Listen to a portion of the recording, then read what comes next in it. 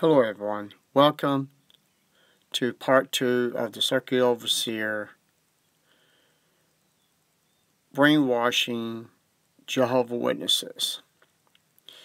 In this part, he's going to show how people from the world, that non-believers of Jehovah, when they come to know Jehovah, they would change their lives to be a true Christian of Jehovah and become a Jehovah's Witness.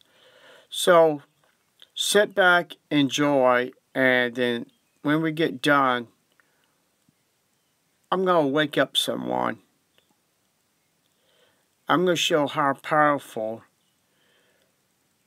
your God Jehovah is, and I'm going to show you who your creator of the creator of Jehovah. So sit back, enjoy. Man, his name is Marcos. And as a young man, he was raised in a household that wasn't very loving or very kind. And so at the age of 19, he rebelled, he left his family, and he went off and he did all sorts of things. He was gambling, he was notorious as a thief, even holding up businesses. At one point, he and his friend were even going to hijack a plane. That's where he was going with his life. Then he decided to get married. But that didn't really change things. He continued in his same bad practices he'd been doing. But his wife started to study the Bible, and he decided he was going to join her. And at first, he felt unworthy because he didn't think he could make those kind of changes. And he didn't feel worthy because could God really accept him because of all these things that he'd done in his past? And he's thinking all about those things. But as he went to meetings and he did his Bible study, he started to make changes in his life. Now today he's a baptized brother and he shares the truth with others, and now he's happy in his life. Now, which inspired statement was better in his life? Was it the inspired error of the world, or was it the truth of what Jehovah tells us? So we want to think about doing things Jehovah's way. And when we look at our personalities, we have to really get down to the core of who we are. It's got like this, on the East Coast, you have a lot of salt on the roads. It's corrosive. So what happens with your car? If you drive your car for a while and it's not really coated very well, what happens? You start seeing rust coming through, right? So you're looking at your car and you think, oh, I got this rust. What am I going to do? So obviously you go out and you paint over it, right? And what does that do? It looks a little better, right? It's better, but it's not right. And eventually it's just going to eat right back through, isn't it, the rust? So what you have to do with rust is you have to get down to the surface. You have to grind all that out and get down to good metal, and then you build it back out. And now when you paint it, it's perfect. It's the way it's supposed to be. And so that's what Jehovah wants us to do. Don't just paint over the rust, but get down to the root. Look at ourselves in the light of God's Word and make those adjustments. Divinely inspired truth benefits us in our life. So that's one way of thinking that we wanted to talk about. Let's talk about another one. This is a very popular thought in this world today. It is unnatural to remain morally chaste. It is unnatural to remain morally chaste.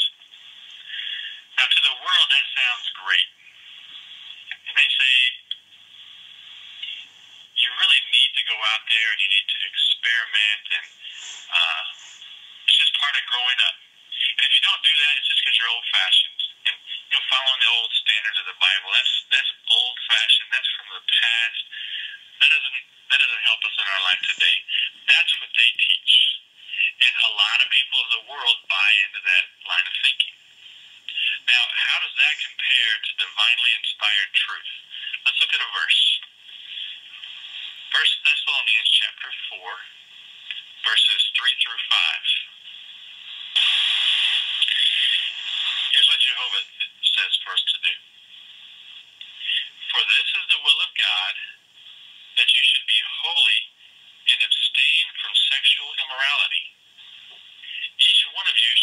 to control his own body in holiness and honor, not with greedy, uncontrolled sexual passion like the nations have that do not know God.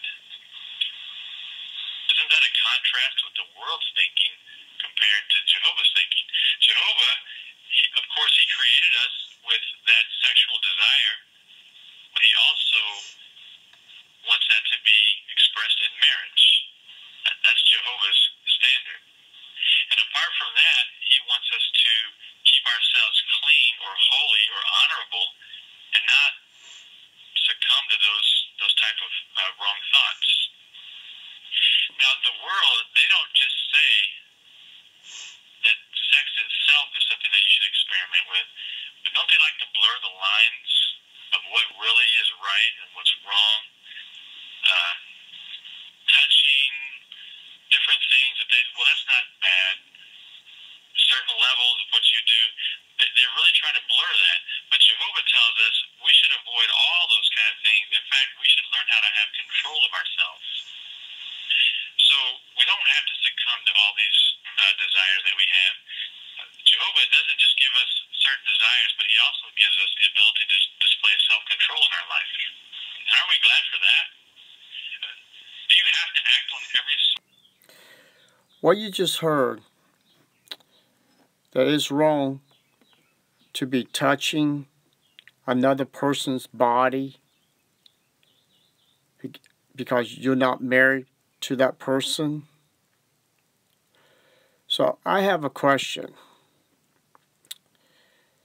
Jehovah's Witnesses and other people. Okay, that man you hear, he's a circuit overseer. He is above all elders in all the kingdom halls. He was an elder.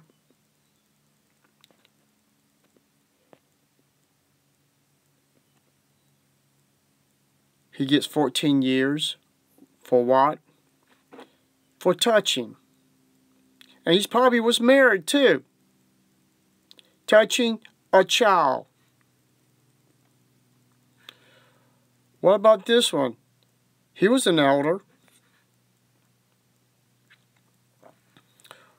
What about this one? He's an elder too.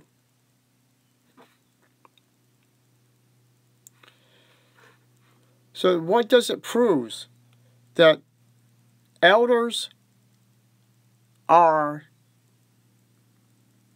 wicked because they can't follow their own doctrine. And Jehovah's Witnesses talk about doctrine. I remember going to the Kingdom Hall, and in one of the publications, it mentioned the man who found the name Jehovah was Romantus Montina.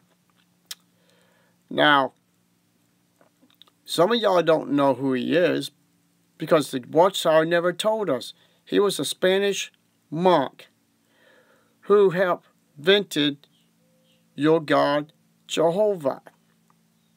Don't take my word for it. Google it. So, here's the thing. He was the inventor of the name of Jehovah. So, what does that mean? You're worshiping a man who invented your God, Jehovah. Your God, Jehovah, is just a word on a piece of paper. And you pray to that name, that this man who invented the name. Sorry about that, but we got people started shooting out here on the target range.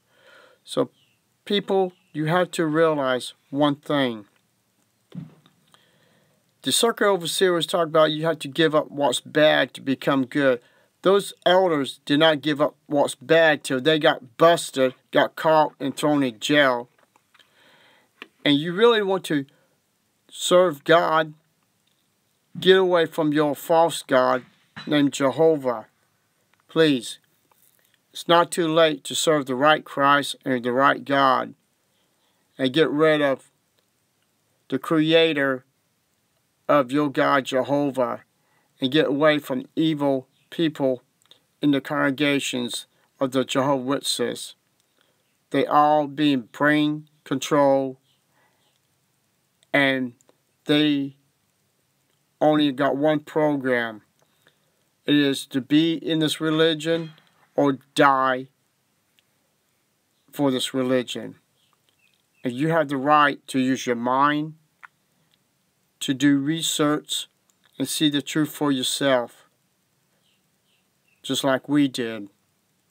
I cannot go back serving Ramontes Montina, the creator of Jehovah's Witnesses God and the Bible students God, because I am wiser now and smarter, and knowing now that I don't have to serve another false god to learn the Bible or believe in the Bible.